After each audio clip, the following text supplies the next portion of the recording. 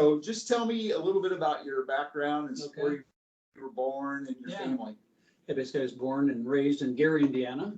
And actually in the 50s and 60s, Gary was a pretty nice town, really. U.S. Steel was huge employment, and so the economy was good. A lot of immigrants, Greeks, Italians, Polacks. So big mix of immigrants. Actually, my dad did the old Ellis Island routine himself. Really? When he was like 12 years old, his parents saved up enough money to put him on a ship to go from Athens to Marseille, France, Marseille to New York City, went through Ellis Island. He had notes pinned to his back.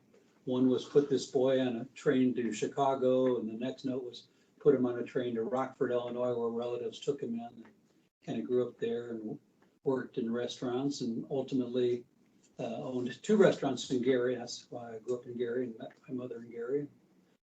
So I had two brothers, one older, one younger. My 2 male cousins were more like brothers because we all grew up in the same house together, because their father died when they were real young. So my mother kind of moved in and helped raise them while my aunt went to work. So yeah, it was almost like 4 brothers. And did the usual things in the 50s and 60s. We were always playing outside, baseball, wiffle ball, basketball in the winter, just shovel the snow off the neighbor's driveway. Went to the same high school from kindergarten through senior year, Horseman High School. Gary actually had a very good public school system, probably because of the steel works. They put a lot of money into the schools. And then at that point, went to IU undergrad in Bloomington, and I was really never sure what I wanted to do. I was always good in math. I thought maybe I'd be an accountant, but my dad kind of convinced me to go into medicine, so I signed up for pre-med. My parents owned 2 restaurants in Gary, so we spent a lot of time at the restaurants, helping out, clearing tables, running the cash register. I could run the cash register, and back then you did it all manually. There was no automatic. How much change are you do? And I could do that when I was, 8 or 9 years old. And so it's an interesting upbringing. Gary also was nice because it was real close to Lake Michigan. Like we had a summer cottage on what's called Miller Beach, and so we'd spend all summer on the lake. So it was a great upbringing. And then when I went to med school, I didn't really know what I wanted to do initially. Probably when I was a sophomore medical student is when you start getting introduced to the hospital. First year and a half are just all, classes. And my physical diagnosis instructor was Dr. Richard Childress, who was perfect. He was tall, thin, kind of looked like Ichabod Crane, but unlike most university professors, he was real mild-mannered and gentle, whereas the usual professors were kind of gruff and, threw medical students under the bus. And he was a cardiologist, and so that's kind of when I developed my interest in cardiology. So I took a lot of cardiology as a senior medical student, and then went to Indiana University in Indianapolis Medical Center for all my training, internship, residency, chief resident at University Hospital, 2 years of cardiology fellowship. That's all we required back then, was 2 years, because there was no special training for EP or coronary intervention. Spent 4 months of my training at a heart institute in Amsterdam, the Netherlands. So that was a wonderful experience because we were married but no kids yet, so enjoyed Amsterdam for 4 months.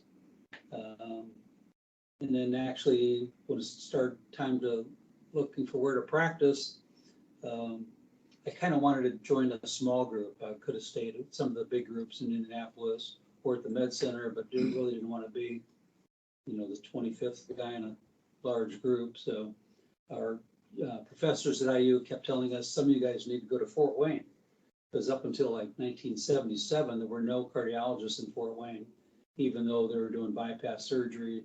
The radiologist would do the coronary arteriogram. The cardiac surgeon, Herendeen at Parkview and Tomas at Lutheran, would look at the films and decide if the patient needed surgery and do that.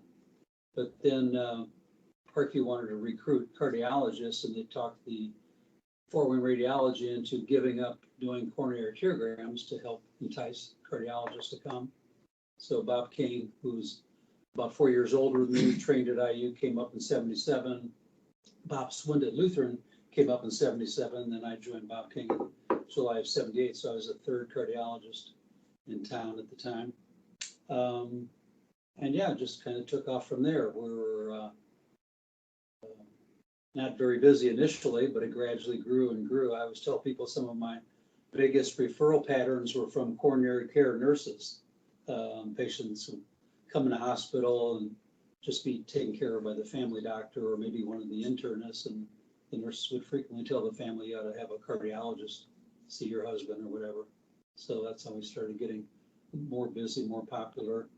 And then things just grew rapidly. We knew quickly, King and I decided to recruit somebody, and in 1980, which was 2 years after I came, Bob Godley I knew real well from IU. He was chief resident at University Hospital the year behind me. And so I met him down in Indianapolis one time and talked him into coming to join us. And he came in '80, and he brought a lot of expertise in echocardiography because Harvey Feigenbaum was the father of echocardiography and was at IU. So Bob knew echoes cold.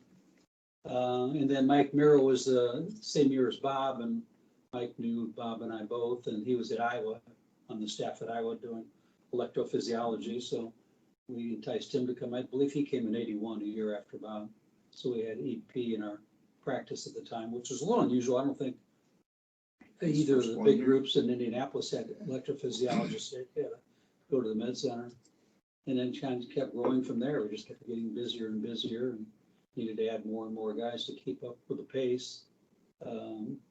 We usually leaned on our connections at IU at the med center, like, who's finishing up, are they interested in coming up to Fort Wayne? So Charlie Presti, Steve Brown, Ray Dustman, all those guys kind of came, and they would usually know guys a year or two younger than them that were looking to go into practice. So that's how we kind of built the size of the group. I tell people the first guy that joined us that none of us knew firsthand was Dr. Pat Daley. Pat was in training at the Medical College of Wisconsin, and his program director was a good friend of ours from IU, a cardiologist, Sam Wan. And so Sam called us and said, you guys ought to interview this Pat Daley. His wife's from Fort Wayne, and we were looking around. So Pat came and interviewed, and we were all impressed. And as soon as he told me he was a fellow White Sox fan also, that clinched the deal. He was an automatic part of the group, so I had somebody to talk White Sox baseball with. So yeah, things grew rapidly. They really started growing back in '78. I would say most of the people coming into the hospital from the surrounding areas always went to Lutheran. Lutheran had a large number of specialists, subspecialists. They had the Dumoulin Clinic that had pulmonologists, nephrologists, endocrinologists, all the subspecialties. Actually, I knew a lot of the guys because they were a year or two ahead of me. In Parkview had several internists, but very few subspecialists. So we started going out to some of the local communities, giving talks, meeting the doctors out there. And maybe several years later, we even started having golf outings where we had kind of an educational meeting followed by golf and then dinner. So really got to know the referring doctors quite well and frequently gave talks out there, and they gradually started sending people to Parkview rather than Lutheran. And so I think that's made a big difference, not only to us, but also to Parkview. I think Parkview gets far more outside referrals than Lutheran or St. Joe currently. So yeah, things just kept getting busier and busier, or, hours were pretty hectic the first few years. So we commonly would start at 6:30, not get home till 8 or 9. People had a credit to our wives. They kind of felt like they were single parents raising all our kids because we weren't getting home very much. Back then we took night call just a night at a time. We didn't take it a week at a time like we do now. Now, as you know, we take a week of night call and you're off all day to rest up. Well, back then we'd be on night call one night and work the entire next day. And the days were real hectic. I mean, there was no sitting down for lunch or anything. Long hours, but it was fun. It was exciting. Kind of took away from family time, but our wives were great. Back then, we used to see return patients in the office at 10-minute intervals. Now at 15-minute intervals. But you had to be scurrying. I know there was rarely not enough time to do your chart after an, patient visit because you didn't want patients to keep waiting so long. So, Stacks of paper. yeah, at the end of the day, 4:30 or 5, you'd have 20 charts to go through. Cardiology's changed dramatically over the years, probably, would think more than any other subspecialty. In 78, we took care of hypertension, medical management of coronary disease, heart rhythm disturbances with the few fairly worthless drugs that were available at the time, quinidine, Norpace, Prenestal, things that probably wouldn't even get approved if they, applied to the FDA now. Took care of heart failure, mostly with diuretics and digitalis. I think the first beta blocker was propranolol, which was Inderal. There weren't really any good medicines for cholesterol. Blood pressure medicines were few. Aldomet was one of the most common ones, but you had to take that 4 times a day. Pretty hard for people to take something 4 times a day reliably. So blood pressure wasn't very well controlled. The only anticoagulant back then was warfarin. Treatment of acute MIs was basically you put the patient on IV heparin, aspirin, maybe lidocaine to prevent VF, and then just watch them have a heart attack and try to start treating the complications that would ensue related to that. There really wasn't anything else to do at the time. Probably the biggest advancement in the early years was the first balloon angioplasty was done in 1979 in Switzerland. And then gradually in the United States, people started doing it. I did my first one in 1981.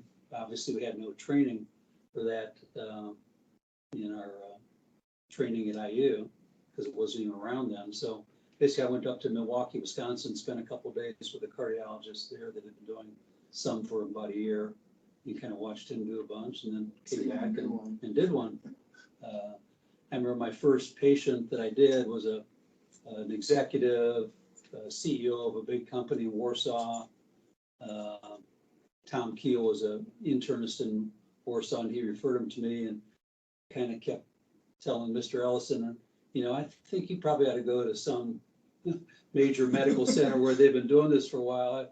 You're my first patient, if I were you, I'd consider going somewhere else. He goes, no, Dr. Keel recommended you, and I'm comfortable with you. So did his balloon angioplasty, and it worked well. And when I went up to his room later and to check on him, he had a bottle of champagne for me to celebrate with he and his family. So I remember that like it was yesterday. But and then back then, when people had heart attacks, we wouldn't consider doing a heart cath for probably a week or two. It would have been malpractice to do a heart cath within the first day or two of an MI. So you just, gave them heparin, aspirin, maybe a beta blocker if they didn't have severe LV dysfunction, and just wait for complications. So then we'd start doing caths and decide if the patient should continue medical management or have bypass surgery. I think it was probably later, maybe mid 80s or late 80s that intravenous streptokinase and then TPA came out to try to dissolve the blood clot. And then some groups, especially the group in St. Vincent, started being real aggressive and taking acute MIs right to the cath lab to do an emergency balloon angioplasty. And that seemed to work real well. It was safer than TPA because less stroke risk. And several years later, we started doing that ourselves, taking people to the cath lab emergently. And now, as you know, that's the standard of care, acute MI. Get to the hospital quickly, open up the artery. And so that's been a huge advantage to the patients. MIs are much smaller, less complications, less death. Ventricular septal rupture is a complication of an acute MI. It's not very frequent, but I'd say we used to see acute VSDs post-infarction at least once a month. I haven't seen one of those for probably 20 years. So it's been kind of dramatic. What was length of stay for somebody that had an MI in the late 70s? That's a good question. Length of stay is dramatically better for everything in medicine, but in cardiology, acute MIs would be in the hospital 7 to 14 days, that range. To show even more extreme how length of stays have changed. Back then, when you were going to admit somebody for cardiac catheterization for evaluation of chest pain or an abnormal treadmill, they would come into the hospital the night before the procedure, and we'd come in and see them that night, see if they had any questions. They'd get the cath the next morning. Even if the cath was normal, they wouldn't go home till the next day. So it was almost a 3-day hospital stay for a routine cardiac cath. And that went on for quite a while before it started shortening it up, come in the same day, maybe go home the same day. After bypass surgery, they stayed a long time. Yeah, bypass surgeries would stay much longer. So yeah, that's those dramatic gains. But I think the routine cath 3-day hospital stay is crazy when you look back on it. Yeah, I know. And activity levels are dramatically better post-infarction and post-CHF, get people up and around, back into rehab. Rehab's been great for patients with cardiac events. We would have never got somebody up right away after. No, I mean, even if in like the 60s and 70s, people were like totally bedfast. They wouldn't even let them out of bed after an MI. Probably as far as the drug development's been dramatic. Antihypertensives are much better. All the ACE inhibitors, the ARBs, the beta blockers improved. They were more available. To me, one of the biggest advantages in medical drug advancement was Coreg, which is now generic carvedilol. We never would see people with cardiomyopathies recover LV function unless they had bypass surgery. It was ischemia related. But if somebody came in with a new cardiomyopathy, they were basically stuck with it. But then when carvedilol, we noticed, wow, these people are getting better. LV function's improving. Didn't used to see that with other beta blockers. So to me, that's been one of the most amazing drugs that was developed during my lifetime. And also it's great for blood pressure. The statin drugs weren't around. That's a huge development, dramatic lowering of cholesterol. Basically, there was nothing available back then. I mean, you could try cholestyramine powder, which was called Questran, but you had to take 2 huge scoops 4 times a day. It was marginally effective and huge side effects. Niacin was tried. It would actually help lower cholesterol and LDL and raise HDL, but it had just huge amount of side effects, and ultimately it was found to be not effective anyway. I recall back in the early days with heart failure, you would never put somebody on Inderal at that time. We thought that was going to be harmful. Right. That's one of the other things I was going to bring up. I'm glad you reminded me. But yeah, beta blocker is totally contraindicated for not just CHF, but if you had severe LV dysfunction, you'd have been accused of malpractice, put somebody on a beta blocker. Now it's a standard of care. Yeah. Vasodilator therapies for CHF developed in that time frame. Drugs like lisinopril for afterload reduction, IV nitroprusside, was basically an antihypertensive. I remember one of the first times I had a patient with pulmonary edema, and I ordered IV nitroprusside for preload and afterload reduction. His systolic blood pressure was only about 100, and the ICU nurse wouldn't start it. She called me and said, well, this is crazy. He's going to go into shock. And I said, no, it's, believe me, trust me, if you start slow and work up, he'll tolerate it well, as the improvement in his ventricular function related to afterload reduction will outweigh the drop in blood pressure effects. And we only had one antiplatelet back then, and I'm not even sure we used aspirin that much. Right, Plavix obviously wasn't around. Yeah. We're just stuck with warfarin. There was no Eliquis, Xarelto, or Pradaxis. So yeah, drug development has been huge. Amazing.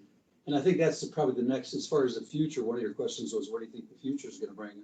Hopefully, I think there'll be more genetic figuring out of which medicines are likely to work for certain patients' cardiac problems, and which ones are likely to cause side effects. Because right now, as you know, it's all trial and error. Somebody has hypertension, you try something, if it works, great. If not, you try something else. If they have side effects, you switch to something else. It can be a long, drawn-out process, where if you knew in advance what's likely to work, that would make life much better. Cardiology, outside of this Allen County, how did you come to expand the footprint that you did throughout Northeast Indiana and Northwest Ohio? Yeah, probably because the outlying clinics, like I say, we started going to some of the outlying clinics, giving talks at the monthly medical society meetings, getting to meet the family doctors, because almost all those surrounding areas, Auburn, Whitley County, were all run by family practice, or very few internists even did all those communities. So just got to know them, and then they started asking us to come set up a clinic. I think the first clinic we went to was Auburn, and actually Dr. Steve Cole, who was a family doctor, was the one that called me and said, would you guys think about coming up here once a week and having a clinic? So yeah, I said, sure. Interestingly, Steve Cole started his family practice residency in Fort Wayne the same day I started practice at Fort Wayne, and he was on my service. Wow. So he was assigned to me, so we were kind of stumbling around the hospital together trying to figure out where things were. But yes, he was a great family doctor, but he invited us to come to the clinic, and then Dr. Robert LaSalle in Wabash asked us to come to Wabash, and then gradually just started going to more and more clinics, and you probably know the numbers better than I do, but I think we go to about 10 or 12 outlying clinics, and so all those patients started to change the referral pattern, coming more to Parkview and less to Lutheran and St. Joe. And So initially, when I joined Bob King, we just stayed at Parkview. And then I think maybe a year or two later, Dr. Bill Clark, who I always thought was one of the greatest internists in town, who was a Lutheran, called me one day and asked if we would be willing to come over and do consults over at Lutheran. So talked it over and said, yeah, sure, why not? So started going to Lutheran occasionally and St. Joe occasionally. That kind of expanded our time commitment and hours. Yeah. And then when Dr. Miro came, he came more frequently. Yeah, exactly. Yeah. So just each clinic resulted in more and more patients being seen and being transferred in. So what's one of the most, or some of the most rewarding aspects of your career as you look back? Yeah, good question. A lot of different things. I think probably a lot of the relationships with partners and staff, Foreign Cardiology, Parkview Heart Institute has had very little turnover over the years. We've had some secretaries that have been here 30, 40 years, nurses. Tammy Fisher was my nurse, 33 years. So a lot of very little turnover. So you obviously develop relationships with those employees, treadmill staff. Echo, Kathy McCoy's been here forever, wonderful person and employee. So I'm going to miss a lot of that. It's been rewarding seeing all the changes in medicine and being able to help patient care. And I'll miss some of the relationships with some of the patients, some of the long-standing patients. I had a patient the other day that reminded me I started seeing him when he was 12 years old. My goodness. I've seen him for 40 years. Oh my gosh. Saw him in 1979 when he was 12. Back then, we used to see pediatric patients because there were no pediatric cardiologists in town. If they had real complex problems at a real young age, we'd send him to Riley. But he had a bicuspid aortic valve with minimal aortic stenosis. So I saw him once a year for 40 years and finally got to the point where he needed his valve replaced. So those patient relationships are rewarding. Like I said, a lot of the patients, 30, 40 years. So you talked a little bit about your early years and number of hours you worked. Were there any other challenges that come to mind as far as over the years that you've been in cardiologist? Well, I think it's one of the reasons I wanted to join being a small group was I always thought that it would function better in a fairly small group. I was fearful of, we saw other large groups, whether it be orthopedics or whatever. Once people get very large, start getting dysfunctional and, disagreements between the group. But I, pleasantly surprised. I think our group's been incredibly harmonious over the years. Other big groups marvel at how well we've gotten along. So that's been rewarding. And there's obviously been a change of leadership over the group, and that's been good. And change is always hard, but necessary. Right. Yeah. So what are you going to miss most when you retire? I guess I'll miss being a doctor. Yeah. Being needed. Yeah. I've worked much longer than I thought I would. I would have thought, back when we were in our 30s and 40s and working real long hours, I thought we'd either be retired or dead by the time we're 60. But Godly Miro and myself still working into our 70s. So I started cutting back about a year and a half ago. Just thought it'd be better to cut back and see if that's tolerable or not. And I think it has. And so, yeah, I think I'll miss being a doctor. So who are the people in your life or career that have inspired you the most? Good question. Probably, well, my parents definitely. My dad was very hardworking, two restaurants. People used to say in the early days, "Oh, doctor, you worked so long." I always said, "Well, I worked nothing compared to what my dad worked." You know, so he was a great inspiration, work ethic. Wanted all his kids to go to college and all that. As far as in medical school, that's Dr. Childress that I talked about. My physical diagnosis instructor and cardiologist was very instrumental. Dr. Fish, who was chairman of the cardiology department at IU, Dr. Daley was chairman of medicine and subsequent dean. Dr. Fish was the one responsible for sending me to this heart institute in Amsterdam. I remember like yesterday, my wife Sharon, when I was a resident, said, you ought to see if you can spend some of your training in England or somewhere, just, a little change of pace. I said, okay, well, I'll talk to Dr. Daley, chairman of the medicine department. I talked to him and he goes, yeah, that's fine with me, but I really don't know anybody in Europe that well. Why don't you talk to Dr. Fish? He's more internationally known. And I had spent a month with Dr. Fish on a cardiology rotation as a senior student, so I knew him. And then went to talk to him and told him what I wanted to do. And he said, well, there's a heart institute in Amsterdam. They speak English there, so want to go there? I go, yeah, sure, why not? Sounds good. He goes, how long are you going to go? I said, oh, probably a couple months. He goes, oh, you got to go for at least 4. I said, okay. He goes, is Dr. Daley going to pay you out of the medicine department? Yeah, well, he wasn't sure he could or not. And I can get by short term. We weren't getting paid much then anyway. He goes, well, don't tell Dr. Daley, but if he doesn't pay you, I'll pay you the department. And then he said, the last thing was, he goes, do you still want to do your cardiology fellowship here when you're done with your internal medicine? I go, yeah, I'd like to. He goes, well, you count on it. Yeah. So I kind of floated out of the room. This supreme being had just arranged my entire career in about 15 minutes. So that's why he signed my list of instrumental people. So Dr. Genetos, what are your plans for retirement? Yeah, good. I'm a golfer, and we've sold our Fort Wayne condo. We have a home on Wawasee, so we'll spend half the year there, and then the other half of the year we're going to bought a small condo in Hilton, South Carolina. I have a good friend there. Sharon has 2 of her best friends living there. Our daughter's in Atlanta, which isn't far away, so we'll travel some once the pandemic resolves. Our son is in California with 2 kids, and Nicole's in Atlanta with 2 grandkids, so spend more time visiting them and golfing and reading and things like that. I've been an early riser forever, so I'm sure I still will be. It's going to be hard to get out of that habit. I'm sure there'll probably be some days I'll wake up and have done everything I wanted to do at 6 o'clock in the morning, and I'll think, what am I going to do now? There won't be any tasks to do. Yeah, you're not going to miss that. Right. Yeah. So yeah, I think I'll stay busy. Yeah. And cutting back was a good idea rather than working long hours to being totally retired abruptly. I don't think would have worked well. What would you like to tell your partners or the rest of us on your departure? Oh, I'd say be very appreciative of what you got. Parkview's been great to us over the years. The partners have been great over the years. The staff is great. I'd say be kind to the patients and the staff. And just appreciate what you got. You have anything else to add?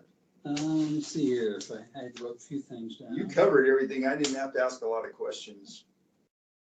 Yeah, I think that's most of it, really.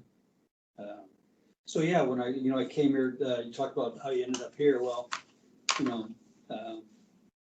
people told me I would look at Fort Wayne, so I came up and interviewed with Bob King, who was about 4 years older than me, but who was from Fort Wayne and did his training at IU.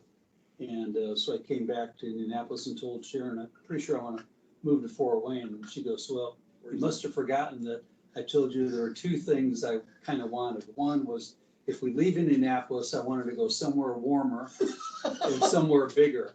You must have the map turned upside down. Yeah. Right. Yeah. But it worked out great, Yeah. And Fort Wayne's close enough to Indy. It's not a big deal. And I grew up in Gary, so yeah, close to our families. Better than Gary, I guess. Yeah.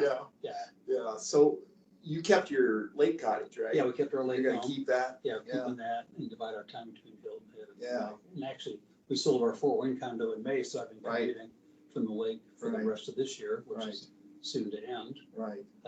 So yeah. Well, I've been part of that journey since late 1984, so I've been proud to be part of Fort Wayne Cardiology and now PPG-Cardiology. But if it were not for you, none of the rest of us would be here today. Well, So we thank you. really appreciate I know it's been a team your effort. contribution to cardiology in Fort Wayne and the surrounding areas. Yeah. I think it's been a team effort. You know, you've been here forever. Yeah. You've been great. Yeah. The nurses have been here forever.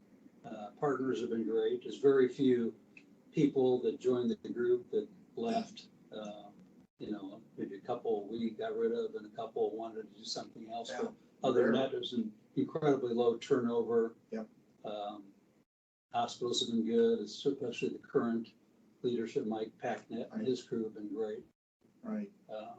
So yeah, I think, you know, to the younger partners, you just appreciate what you got. It's hard to imagine a better practice. One other thing about wives, you know, Sharon was willing to go wherever I wanted to go, which, and back then was the same, you know, the physician could help decide where he wanted to practice and the wives would follow along. Well, things have changed over the 40 years. We've had several guys that we asked to join the group. They wanted to join the group, but the wives said no. You know, they wanted to go either Indy or Louisville, somewhere large. And I think that's their loss. But that has changed over the years. You don't hire just the physician, you hire the wife too. Right. If she doesn't want to come, it's not gonna work. Yeah, out. right. But back then, the wives were willing to follow you. Yeah. Right. Well, thanks for your time today. I really appreciate it. Thank you. And I wish you the best in your retirement. Thank you. Yep. We'll see you around, I'm sure.